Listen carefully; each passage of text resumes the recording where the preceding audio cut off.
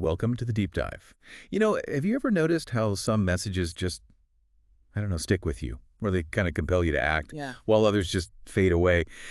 Today, we're plunging into the incredible, often underestimated power that's hidden within the words we choose. Especially in business communication. Exactly. And we're not talking about, flowery language or Mhm. complex jargon here. Not at all.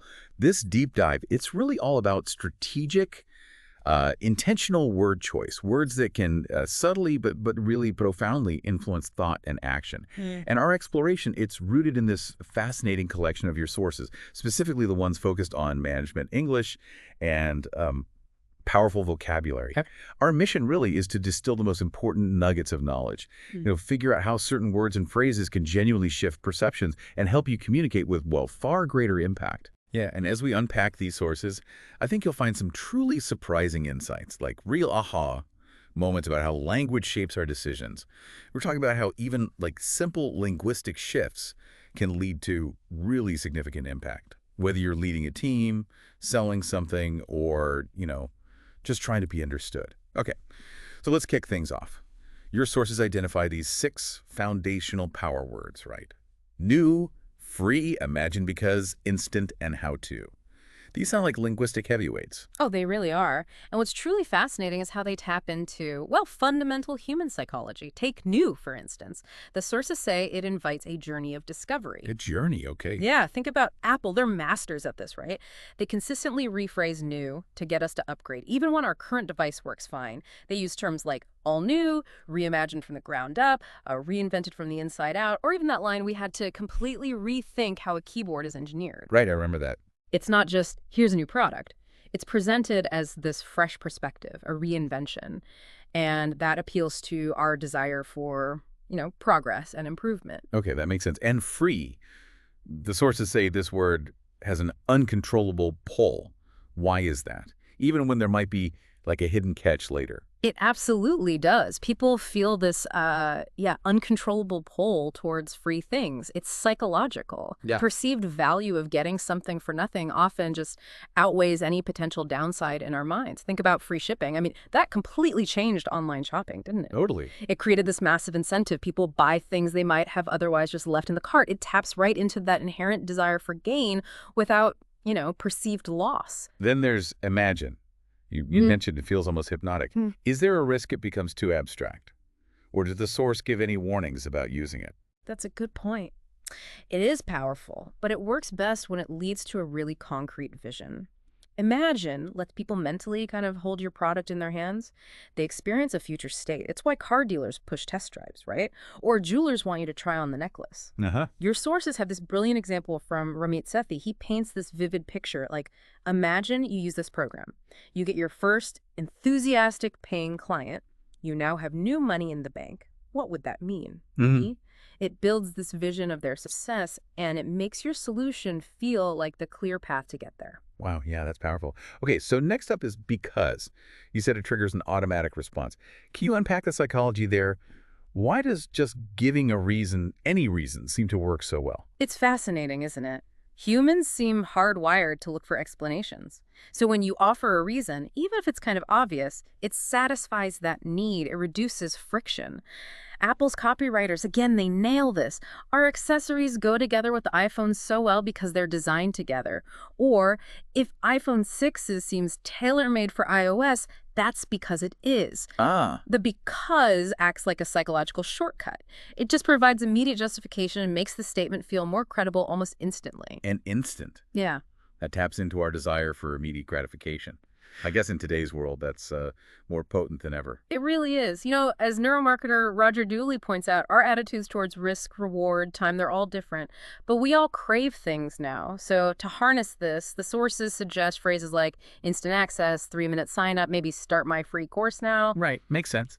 And crucially, you can make people feel good about starting instantly by removing the perceived risk. Things like 30-day money-back guarantee, no credit card required for a trial, risk-free, or cancel anytime. It's all about making that path to gratification feel as short and as secure as possible. Okay. And finally, how to. It's so simple, Yet apparently it consistently delivers results. It does. It taps right into our natural inclination to help each other, to share practical, actionable information. That's why it's apparently one of the 20 most retweeted phrases. Wow. Popular blogs use it constantly, right? How to write conversationally, how to build the right traffic metrics dashboard, how to optimize your content. You see it everywhere. The key, the sources stress, is that it works best when the advice is really specific and valuable. It needs to offer a clear path to a solution people actually want. So we've just unpacked how those 6 core words trigger these sort of fundamental responses. But your sources go further, don't they? They reveal how language can tap into something, well, deeper our emotions and our senses, creating an almost visceral connection. What do they tell us about these emotion power words? Right. These words, they kind of bypass the rational mind. They tap directly into our primal emotional circuitry. And that makes the message way more memorable, more sticky. For instance, if you want to evoke joy, don't just say happy. The sources suggest words like blissful, elation, or jubilation. Words that really immerse your audience. Okay, more intense. Exactly. For building trust, instead of just saying something's reliable, try accredited, proven, or guaranteed. And even for evoking, say, fear or urgency, maybe, to highlight a risk, words like sabotage or scary can be really effective if used carefully. We're just scratching the surface, obviously. Your sources have extensive lists for various emotions, helping you pick just the right word. That's a really powerful point about bypassing the logical brain. Does the source get into why emotions are so much more potent for memory and action compared to just, laying out the facts? Absolutely. Emotion creates a stronger memory imprint, basically. And even beyond that, sensory power words activate totally different parts of the brain. They let your audience literally see, hear, smell, taste, or feel your words, which makes them incredibly impactful and memorable. So like painting a picture with words, but for all senses. Precisely. Instead of saying a product looks good, describe it as dazzling or shimmering. For smell, maybe fragrant or spicy, that evokes a direct experience. A taste could be zesty or smooth. When describing motion, words like darting or vibrating are so much more dynamic than just moving. Yeah, you can almost feel it. Right. And for touch, imagine feathery or velvety. For sound, think giggling or hissing. Using these transforms dry information into this vivid, multisensory experience. And again, the source materials have tons of options for each sense. So if we kind of pull back and look at the bigger picture, power words generally have these 5 core qualities. They're unique, action-driven, descriptive, inflammatory, and surprising. And just to clarify, inflammatory here isn't about anger. It's about sparking a strong reaction, maybe a positive one, like lighting a fire under an idea, words that just refuse to be ignored. Okay, this is where it gets really interesting for me. Understanding how these power words can be strategically used to trigger specific desires or feelings, directly appealing to what your listener actually wants. Yeah, this brings up a crucial question. What do people really want? The sources break this down by desire. For example, capturing that desire to save money or get more value. You'd use words like free, obviously, but also bonus, bargains, slashed. It's not just the words themselves, it's that they signal a clear benefit. They speak to the innate desire for gain without loss. Okay, so inspiring curiosity. That means using words like secret, discover, or exclusive, right? Yeah. Tapping into that need to know what's hidden. Exactly. It signals there's something valuable, maybe uncommon to be learned. It encourages people to lean in, to engage more deeply. And then there's connecting with the desire to save energy or time, or just find an easier way. Words like quickly, shortcut, or instantly are incredibly effective here. These resonate because, let's face it, we're all looking for efficiency, less friction in our lives. Makes sense. And for appealing to vanity, I'm guessing words like beautiful, attractive, or exquisite. Spot on. These words directly affirm or promise an enhanced self-image. That's a powerful motivator for many people. To make people feel powerful, your sources suggest words like mighty, influence, or conquer. It's about empowering them, making them feel capable and in control. And making customers' lives simpler. Maybe words like one time, eliminate, or no frills. Yes, exactly. Because simplicity is often the ultimate sophistication, isn't it? For demonstrating authority, think proven, scientifically shown, or unquestionable. These build credibility and trust, positioning you as the expert. Right. For suggesting safety, words like secure, no risk, or guaranteed are vital. They reassure, they reduce anxiety, create that sense of reliability, and building trust relies on words like ultimate, superior, or effective. They convey confidence and competence. Finally, you can even use words strategically to create fear, worry, or concern, maybe to highlight a problem or a missed opportunity. Words like danger, miss out, or panic. Use with caution, of course. For a really comprehensive list of all these desire-driven words, the source materials are definitely the place to look. It's so clear that understanding these emotional triggers lets you tailor your message really precisely for your audience and what you want to achieve. It's like having a precision toolkit for communication. Absolutely. Now let's maybe look at some of the actual building blocks, power verbs. Your sources describe them as action words that have positive meanings. They let you communicate, well, more strongly, more confidently. They just make your writing much more interesting. The advice is pretty straightforward. Really understand their exact meaning. Maybe look up some examples and just get comfortable using them. Okay, so instead of using weaker verbs, we swap them out. Like instead of the really common verb did, you could use act, execute, maybe perform. Much stronger. Or for make, try create, design, or produce. If you're using fix, some power alternatives are alleviate, remedied, or streamline. And for show, maybe consider demonstrate, illustrate, or represent. Even common phrases like change or get results can be replaced with really dynamic verbs like accelerate, achieve, or transform. It's amazing the difference they make. It really is. The dynamism they add is quite remarkable. And yeah, the source material has a great list comparing weak verbs to these stronger alternatives. Moving on, let's touch on power adverbs. These are words that, change, modify, or qualify other words. They provide essential context, like how, where, when, in what manner, or to what extent something happens. A lot of them end in securately, effectively, precisely, but not all of them do. They add this crucial layer of detail, painting a fuller, more nuanced picture. Got it. And rounding out these building blocks, power adjectives. These add immense impact and nuance too, right? Like describing someone as adaptable, you could say they're agile or resourceful, much better. For analytical and critical thinking, maybe astute or strategic. For creativity and innovation, words like cutting edge or revolutionary really pop. They really do. If you're talking about reliability, think consistent or dependable.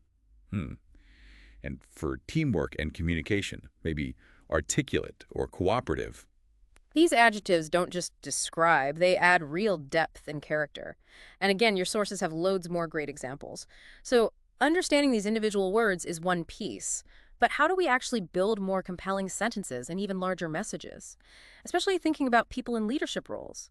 The right words seem like they could genuinely build stronger teams, foster a better environment. Oh, they absolutely can. Your sources offer some excellent power phrases for managers and leaders, and they're helpfully categorized by function. For involving others, think about phrases like, how can I support you? Or, I really value your input, please share your ideas. Empowering. Exactly. They signal openness, collaboration. Then for thanking, go beyond just a quick thanks. Use phrases like, thank you for your hard work, or I'm very proud of you, thank you. These personalize the appreciation. They build morale. And for giving feedback, some of those phrases look incredibly valuable, like, you inspire confidence in others, or simply, I believe in you. These aren't just compliments, are they? They feel like affirmations that build confidence, encourage growth. I also, let me tell you why it works and then how to use it. That sounds really clear and actionable. Precisely. And finally, for commenting on things like strategic vision or company culture, there are some great ones. Phrases like, what's working? That immediately focuses on strengths. Or, we need to create a growth mindset which emphasizes development. Even something direct like, if you don't listen to your customers, someone else will, serves as a sharp, results-oriented reminder. Yeah. And sometimes it's about showing thoughtful leadership. A response like, that's a really good observation, and I'd like to spend some time reflecting on it before we go any further, demonstrates a measured approach. Your materials have many more examples of these kinds of impactful leadership phrases. Yeah, these phrases aren't just about being polite, are they? They really demonstrate empathy, build trust, and seem like they could genuinely drive positive outcomes. They make communication not just clear, but actually impactful. Wow. What a journey we've been on. This deep dive has really illuminated the specific, incredible power that words hold. From those 6 core words like new and free, all the way through to the nuance added by power verbs, adverbs, adjectives, and then finally these strategic phrases that can really shape leadership. It really all boils down to intentionality, doesn't it? By consciously choosing your words, you're not just, communicating, you're influencing, you're connecting, you're actively creating specific responses in your listener. This knowledge, it empowers you to be much more precise, more persuasive, really in any context. Mastering these linguistic tools can truly transform simple messages into compelling calls to action. It fosters deeper engagement, better understanding, in pretty much every interaction. So what does all this mean for you listening right now? Maybe consider how even the smallest shifts in your vocabulary, swapping just one weak verb for a power verb, or adding a single sensory detail, could subtly but maybe profoundly alter how your message lands. Here's a thought. What specific word or phrase from our deep dive today will you try to intentionally incorporate into your communication this week? And, how might that change the outcome? Something to think about.